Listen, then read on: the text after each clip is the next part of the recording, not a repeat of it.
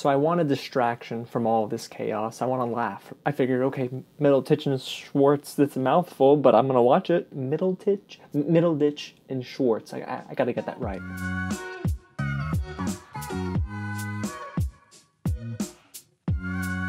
What's going on, you guys? James here with another real review, and today I'm talking all about Middleditch and Schwartz, starring Thomas Middleditch from Silicon Valley and Ben Schwartz, who just recently voiced Sonic from Sonic the Hedgehog.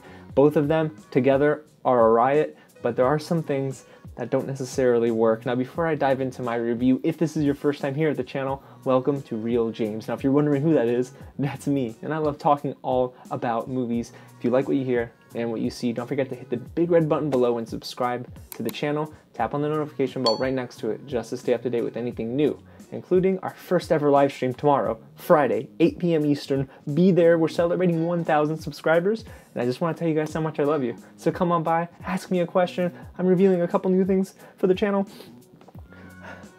I gotta breathe.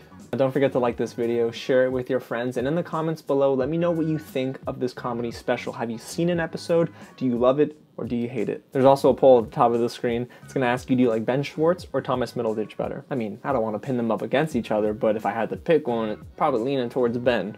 Anyway, let's get into the review. So like I said, I wanted to watch something funny that would make me hurt from laughing, and I saw this very easy to watch 3-part Netflix original series.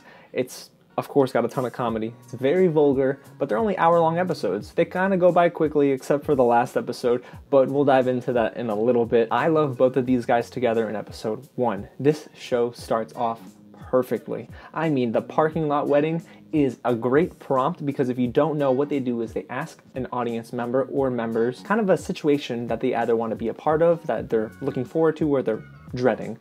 And it's interesting, but it's a long-form improv is what they call it, so it does give you the Who's Line vibes, but this is a very intimate show. There's literally 2 chairs and Thomas and Ben on stage. That's it. Now, the first episode does set the bar incredibly high. I was laughing the hardest I've laughed in a very long time, whether it be watching a movie or a TV show. Now, this is on streaming or in the theaters. Man, I kind of started wheezing a little bit because I have asthma, so I was getting shortness of breath from how hard I was laughing. I mean, it was just such a great episode. Throughout all 3 episodes, it's really impressive how they can change characters mid-scene. I mean, heck, sometimes they have to figure out what role they're playing, which character they're playing, in what scene, and it is funny to see them kind of go through the motions of figuring out, you're Kyle, I'm Roby. They really just show, honestly, how amazing their chemistry is together. Now, the big laughs don't necessarily carry over all the way through to the second episode. It starts off a little slow, but luckily it does pick up, and yeah, there were moments where I was laughing really hard. I enjoyed it. I think it was Law School Magic was the name of the second episode.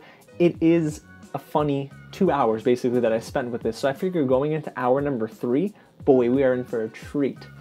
Oh, I wish I could say that, guys. Unfortunately, episode 3 was the weakest point of the entire special, and not only that, it did drag down everything that I had just witnessed all the way to the floor. I mean, it was really bad. I get it. Episode 1 raised a huge bar. Episode 2 almost met it. And then episode 3 was just really, unfortunately, a big waste of time. I like both of them, don't get me wrong. And I don't know if it's their problem in the 3rd episode, but the prompt was a little weak, and the material was also very unfunny.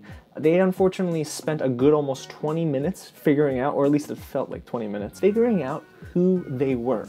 And that can be funny, but it gets tiresome after a while. You want to see a story that progresses, and the genius ability to take a simple prompt and turn it into an alien in a closet, that was in Law School Magic, was not found in episode 3. Episode 3 lacked a lot of creativity. I mean, they relied on poop jokes, and it was kind of weird. It felt a little cheapy too. I mean, in terms of the material they were trying to go for, the audience was laughing, but I felt like I was having an out-of-body experience. Like, wait a second, I witnessed 2 hours of hilarious content, and episode 3 was that bad? That's why I can tell you that this would have been a perfect 2-hour special. From episode 1 to 2, that's it. It's one of the funniest things I've seen on Netflix. But now I can't really tell you that I recommend all 3 hours. Episode 1 is a must-watch. Episode 2 is okay, but you can skip episode 3 completely. The only thing is, you gotta sit with the good and the bad as a critic, and yeah, I mean, man, I felt so tired after episode 3. It was just not funny anymore. I immediately wanted to just go to something else, and that's why I can tell you that if I had to rate this, it would probably sit in that C plus B minus range.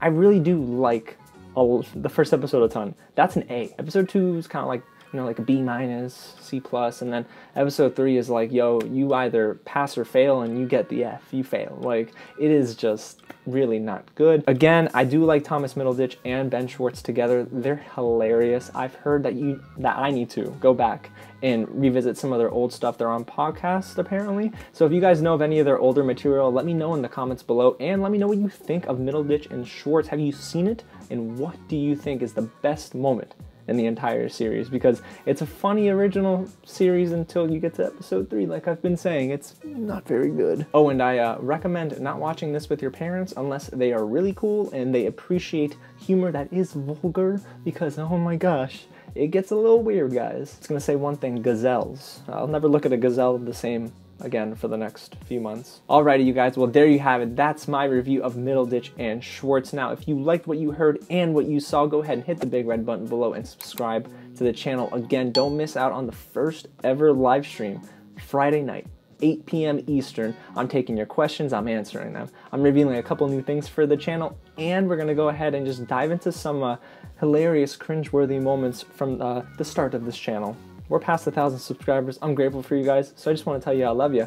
Get in the chat, let's do this thing. Don't forget to like this video, share it with your friends, and follow Real James on social media, Twitter, Instagram, and Facebook. Tomorrow I'm reviewing Extraction, the new Chris Hemsworth movie, directed by one of the second unit directors from Avengers Infinity War and Endgame, produced by the Russo brothers. Very excited for that Netflix original, so you're not going to want to miss that on the channel. Alrighty guys, again, thanks so much for watching, and I'll catch you at the next screening.